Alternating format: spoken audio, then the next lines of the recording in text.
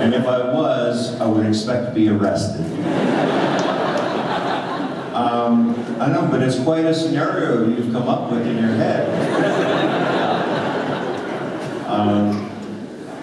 The whole concept behind the character's ability to do stuff was just think logically rather than violently. Put it another way, don't use a gun, use your head. I enjoyed that part. That'll fix you. But in Glasgow. And just spin your head and put it back in holster. It was a concept that found an audience in the mid-'80s that, well, that it worked, and especially in the States where there's so many guns, and there had never been a show on television that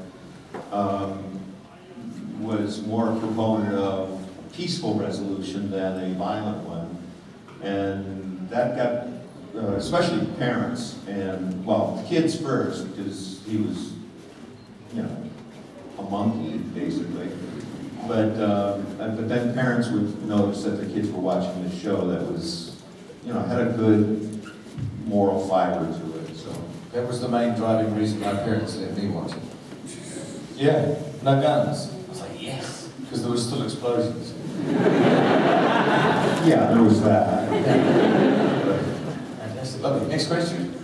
Not more of a question, just to say thank you for coming to New Zealand, and I do appreciate New Zealand as a country, and I just appreciate that you come to New Zealand to speak to you. We all do. It's all very important.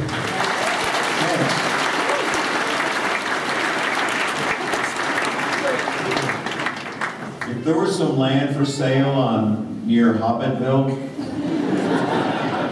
or Ton, I'd live here. What a beautiful place. Here we are, right. Okay, real estate agents here. Next question here from, it seems like, Jack Sparrow.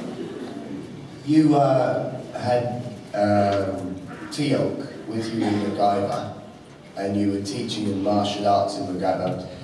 Did you recognise him, and did that play a role in him being in Stargate, or not? No, I didn't recognize him, and it drives him nuts. I love it. Seriously. Because I made him in Wellington. I'm sorry. But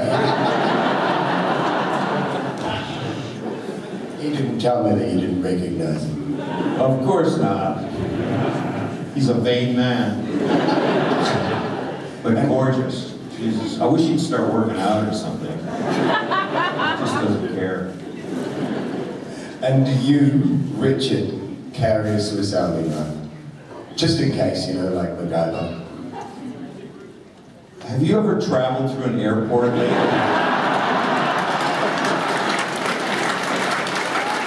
I mean, come on. I've just always wanted to ask that. You live a very sheltered life. No.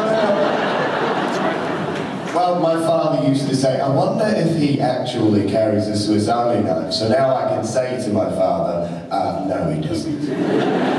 I'll tell you what, it depends on the situation. Put it that way. If I'm on a really hot date, I'll bring it. I have no idea what that means. I have no idea what that means. Wow, we're all confused. Excellent, lovely. Dan Kessel and Ned have come up and do an episode of Stargate. And he and I had lunch just about every day there. And, you know, I was short of swooning in front of him. We got to chatting, and he asked if I'd ever be interested in doing an episode. He and his wife wrote together, and they wrote after our conversation, they wrote a script that included the character of MacGyver. So I was so honored, and it was such a, I mean, I was nervous. I mean, it's just, I'm surrounded by all these genius voice actors and my idols. I mean, I'd like to do that for a living now. Just sit around and talk. It'd be so much fun. Can I just say that we would love to have you come and live with us boats down in the Waikato too, because I'm from there. Okay. There you go. You don't ask, you don't get. It is indeed. Ladies and gentlemen, it's been an absolute pleasure having you here, Richard. Thank you very much indeed for coming along.